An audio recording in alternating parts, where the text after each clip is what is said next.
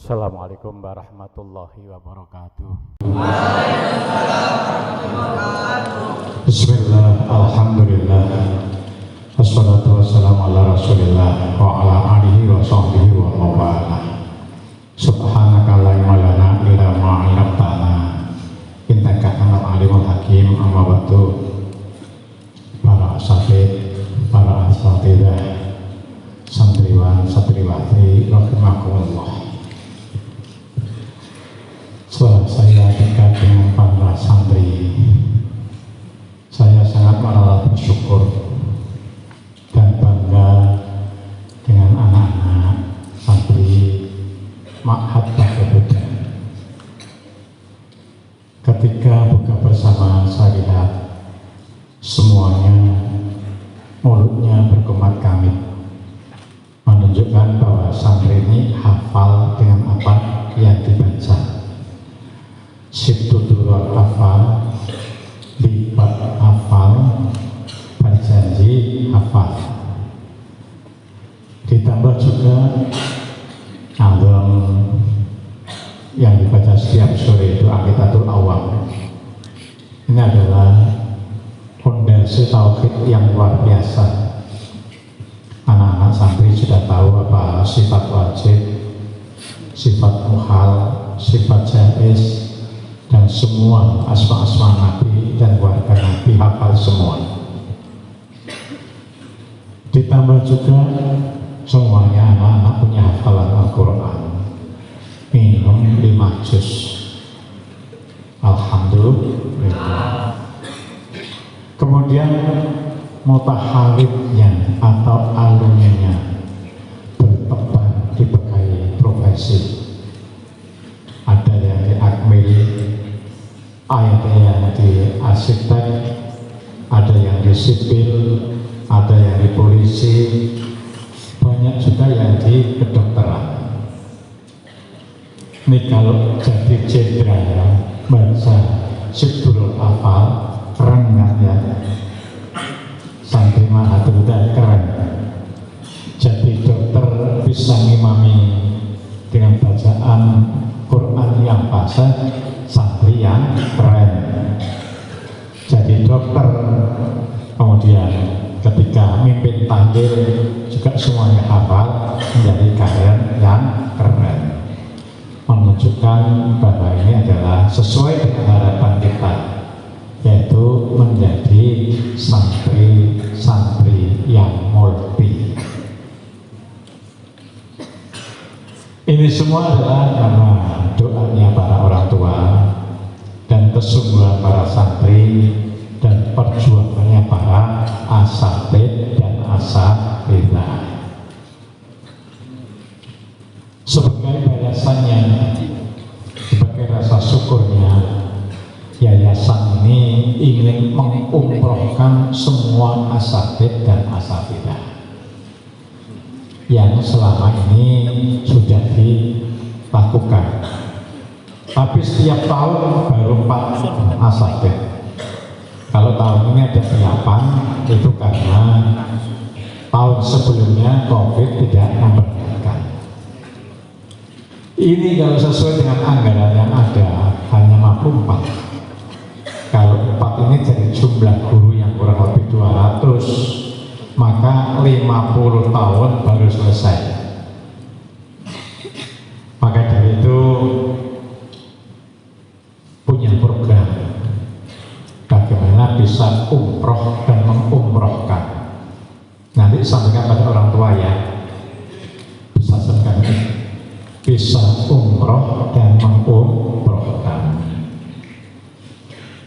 Bagi wali santri yang orang tuanya ingin umroh, diharapkan melalui umroh yang dirintis para asatidz dan asatidzah Ma'had Buddha. Harganya dengan kelas medium insya Allah sama, tidak beda dengan travel-travel yang lain.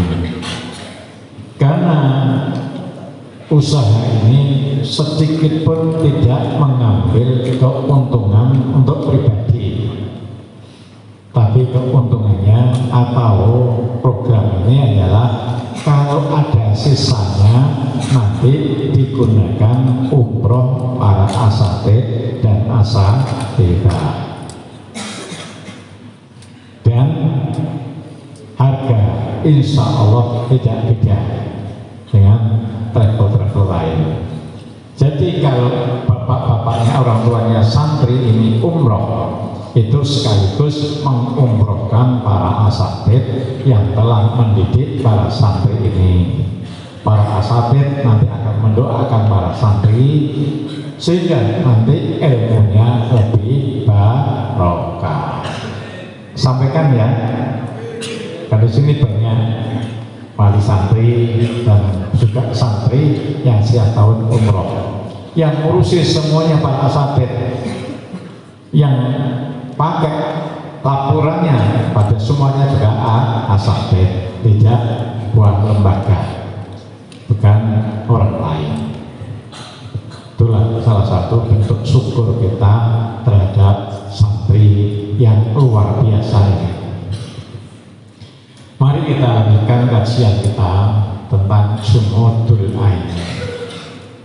Sumudul Ain ini ada termasuk 4 orang yang celaka. Pertama sudah kita bahas, yaitu orang yang tidak pernah nangis karena rindu pada beliau Rasulullah Shallallahu Alaihi Wasallam. Yang kedua, orang yang tidak pernah nangis membayangkan kebesaran ciptaan Allah. Yang ketiga adalah orang yang tidak pernah nangis membayangkan jerih payahnya orang tua. Sekarang yang keempat, orang yang tidak pernah menangis ingat-ingat dosa yang telah dilakukan. Maka supaya kita bisa ingat-ingat dosa yang telah dilakukan, harus selalu muhasabah. Kullu bani Adam khata' wa khairu khata'in at-tawwabun. Setiap anak Adam itu pasti punya dosa, dan sebaik-baiknya orang yang salah itu adalah orang yang mau bertobat. Tidak ada Bani Adam ini yang tidak pernah dosa, semuanya pasti pernah dosa. Kalau kita itu bisa merenungkan dosa-dosa yang pernah kita lakukan kemudian menangis, maka akan termasuk orang yang tidak cilaka. Tetesan air mata kita itu menjadi saksi di hadapan Allah Subhanahu wa Ta'ala bahwa inilah saya pernah menangis merenungkan kesalahan-kesalahan kita. Atta ibu naminan ranti kamala rantana. Orang yang tobat dari dosa, maka orang itu seperti tidak punya dosa, bersih. Di bukunya Al-Maqfur Lahori Jamal itu menceritakan, yang cerita itu adalah Abbas bin Iyad.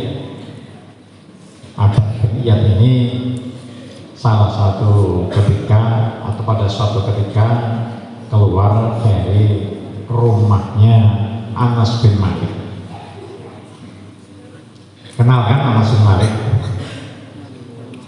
Kenal ya?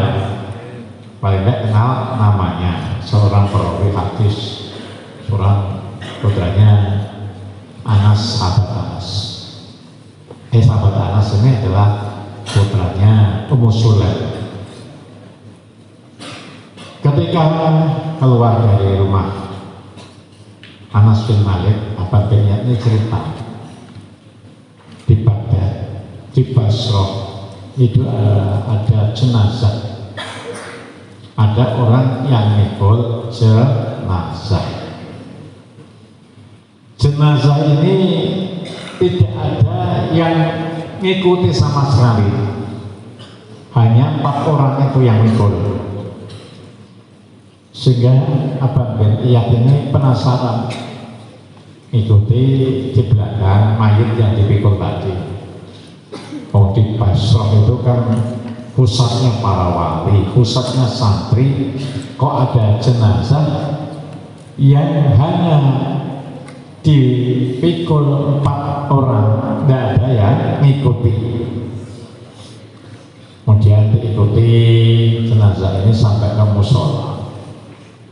Setelah ke musola, itu berhenti masuk di musola itu mau disolati. Ketika mau disolati, ini yang 4 orang itu mempersilahkan abang niat untuk menjadi imam. Antum saja yang menjadi imam. Apabila Anda mau, ya yang lebih abdal ya kalian aja menjadi imam. Jawabnya 4 orang tadi, kami semuanya sama, semuanya adalah seorang bayaran. Akhirnya apabila mau nyolati.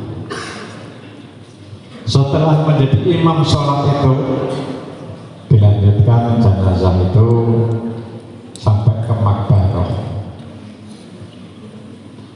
Kemudian di Makbarah ini abang niat melihat seorang perempuan. Seorang perempuan ini setelah jenazah ini disolati sudah ditumbuk kembali, mengangkat tangannya, ya Allah, ampunilah semua dosa-dosa anakku, ya Allah, terimalah semua amalnya. Tidak lama sambil berdoa, ini ibu tadi tertawa sehingga abang Benian ini semakin penasaran, ingin tahu ini kisahnya gimana, kok sampai jenazah ini tidak sadar yang ngiring, ini 4 orang. Dan kisahnya bagaimana seorang ibu tadi orang sehat, orang normal apa tidak normal, kok anaknya mati, ngangkat tangannya, kemudian kok tertawa. Akhirnya diceritakan, ceritanya gimana, Bu, kok sampai ini jenazah ini 1 pun tidak ada yang ikuti. Ibunya cerita, anakku ini ketika masih hidup semua kemaksiatan dilakukan, sehingga semua orang tahu bahwa anakku ini adalah seorang yang sangat fasik, seorang yang sangat jelek. Maka ketika sakit, anakku merasa bahwa dia akan segera mati, berwasiat. Wasiatnya pertama, Bu, kalau nanti saya sudah mati, jangan ada tetangga ini yang tahu. Jangan diumumkan, jangan sampai tetangga kiri kanan ini tahu kalau saya sudah mati. Karena apa? Sekalipun semua itu tahu kalau saya sudah mati, pasti semua itu akan merasa senang. Orang yang jelek itu biar mati nggak apa-apa, pasti semua itu nyokorno. Apa bahasa Indonesia nyokorno? Tidak ada yang simpati, pasti semua itu adalah senang dengan kematian saya. Percuma, Bu, jangan diberitahu. Yang nomor 2, wasiatnya, cincin saya ini, Bu, nanti kalau saya sudah mati, mohon ditulis la ilaha illallah. Kemudian cincin saya ini saya minta, Bu, nanti dimasukkan ke jenazah saya.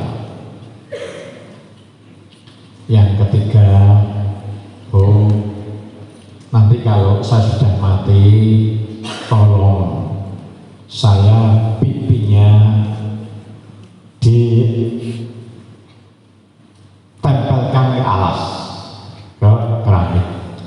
Kemudian Ibu kakinya ngijak pipi saya dengan ucapkan, Bu, ya inilah balasannya yang selalu berbuat dosa. Semua wasiat ini dilakukan oleh ibunya.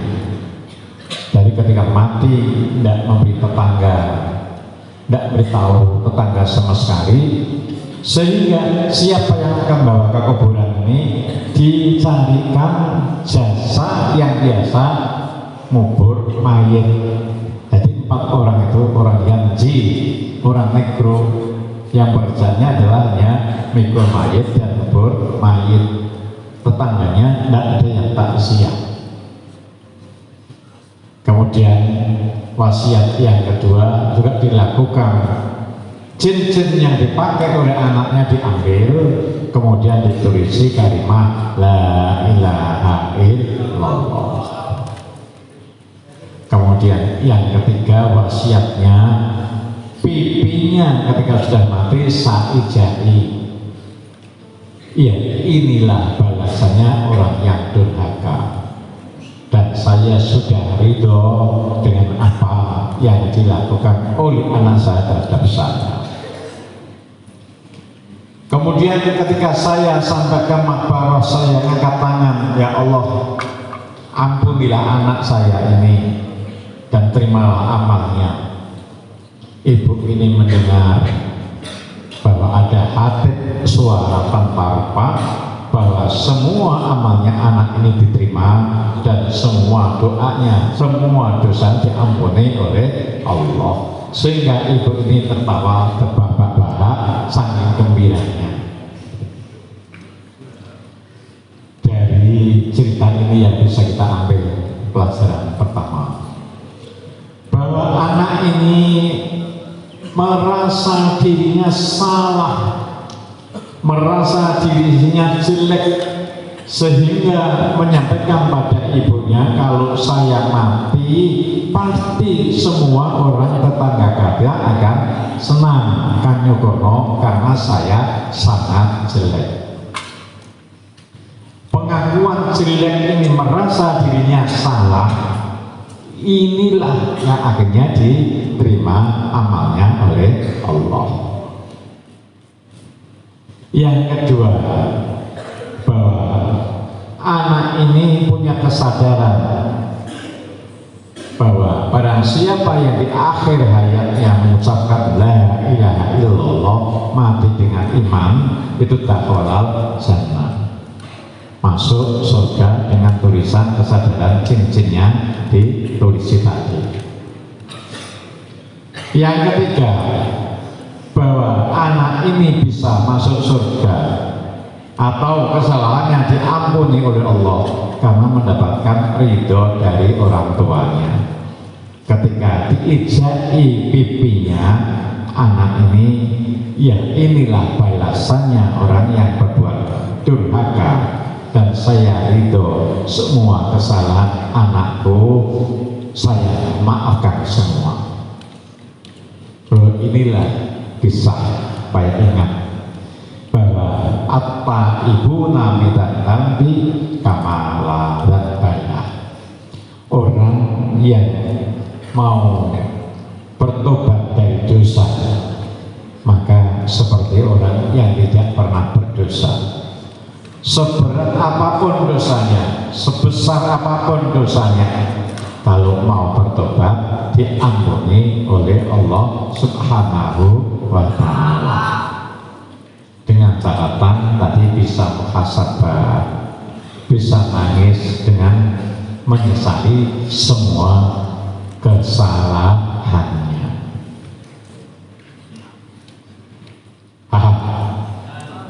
Maka banyaklah istighfar, banyaklah istighfar. Dulu sudah saya sampaikan, istighfar adalah kunci keberhasilan. Doa-doa kita akan dijaga oleh Allah dengan istighfar. Masih ingat kisahnya Imam Ahmad Ibn Hanbal? Imam Ahmad Ibn Hanbal pada satu ketika itu ingin keluar ini namanya hotel. Bisa juga ini adalah warid. Allah sering memberikan pendidikan pada para walinya itu dengan khotir, dengan walid. Hati Ahmad Ibn Hanbal kan berat, kok nggak ada tujuan, nggak apa-apa, kok tahu ingin keluar. Ini pilihannya. Kalau kita ini belajar melatih nafsu, apa yang berat untuk nafsu, itulah yang dilakukan. Jadi kalau ada dua pilihan, saya ini melakukan apa tidak. Bagi orang-orang saleh atau orang-orang tasawuf, yang dipilih adalah apa yang berat menurut nafsu. Mau ngaji apa tidak? Yang berat adalah pasti ngaji, lakukanlah ngaji. Mau puasa apa tidak? Berat apa tidak? Maka yang dilakukan yang berat yaitu puasa. Kalau beberapa bulan ini kita masih adaptasi santri yang baru, tidak ada puasa, nanti bulan depan itu sudah tidak ada lagi makan siang. Tetap buka di sana, sejak bulan depan sudah tidak ada makan siang lagi. Tidak ada orang yang sukses tanpa riadoh, tidak ada. Tidak ada. Maka kita latih harus riadoh. Riadoh dengan yang ringan-ringan saja, yaitu puasa Senin. Ini adalah puasa yang selalu dilakukan oleh beliau Rasulullah Shallallahu Alaihi Wasallam. Imam Ahmad Ibn Hanbal itu milih yang berat, tetap keluar.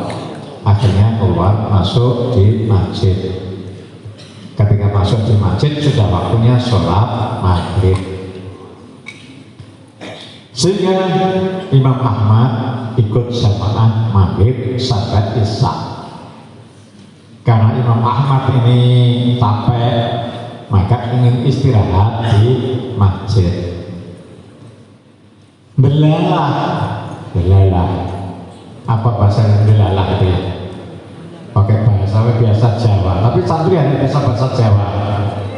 Jadi nanti kalau ngaji di hadapan masyarakat, nanti kan tidak semua masyarakat bisa bahasa Indonesia, harus belajar bahasa Jawa.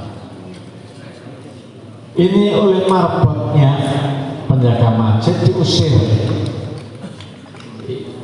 Karena meskipun Imam Ahmad ini ulama besar, tidak bisa seperti sekarang. Fotonya tidak tahu, dianggap ya orang biasa gitu aja. Diusir, Imam Ahmad istirahat di serabi masjid. Ternyata sampai di masjid masih diusir lagi, sehingga keluar ke halaman masjid. Ketika di halaman masjid inilah ketemu seorang tua. Seorang tua ini yang mau menolong. Saya kalau berkenan saat ini bisa istirahat di tempat saya. Di tempat saya masih ada kamar yang kosong, bisa istirahat. Akhirnya Imam Ahmad ini karena rumahnya jauh, mau istirahat di tempat orang tua itu. Orang tua ini adalah pembuat roti. Maka nanti Ustadz ini saya minta bikin roti. Karena ini kan tapahulan orang yang menolong Imam Ahmad. Roti nanti dijual santri-santri. Pendapatannya untuk Ustadz, bukan untuk yayasan. Semuanya kita kembalikan untuk nambah supaya bisa cepat umroh lagi ya. Ketika diurut orang tua tadi, Imam Ahmad tuh ngawasi orang tua ini setiap jadani roti yang diucapkan astagfirullahaladzim. Rotinya matang juga astagfirullahaladzim. Nopo roti ya astagfirullahaladzim. Nanti ditiru tak? Ditiru. Sehingga Ahmad ini tanya, Pak, panjenengan ini kebetulan kagungan donga liyane napa? Kok sembarang sing ucap ngomong astagfirullahaladzim, kok ora ana donga liyane? Padahal santri pasal dongane akeh, macam-macam. Apa katanya orang tua tadi? Ya saya, karena dengan ucapan astagfirullahaladzim itu semua yang saya minta pada Allah dikabulkan, semua hajatnya dikabulkan dengan ucapan astagfirullahaladzim. Hanya satu saja yang tidak dikabulkan atau belum dikabulkan. Saya ingin ketemu walinya Allah yang sangat alim, yaitu Imam Ahmad Ibnu Hanbal. Imam Ahmad itu langsung nangis, ya Allah, yang alim itu bapak. Ternyata saya sampai diusir dari masjid karena amalan bapak yaitu selalu mengucapkan astagfirullahaladzim. Semua hajatnya dikabulkan oleh Allah. Usahakan setiap saat santri Ma'had Huda, terutama para asatid dan asatidahnya, mulutnya, kalau mulutnya tidak pernah berhenti mengucapkan sholawat dan istighfar. Kalau mulutnya belum bisa berkomat kamit, hatinya selalu mengucapkan istighfar dan sholawat. Insya Allah semua hajat kita dikabulkan oleh Allah. Menjadi santri-santri yang multi, kaya hati, kaya materi. Rabbi fa'ana bilarakati hadina usna bihurmati wa amitna bitariqati wa mu'afati minal fitani. Allahumma ini astaudinuka ma'alam tanihi fardudu ilayya inda hajati ilaihi fala tunsinihi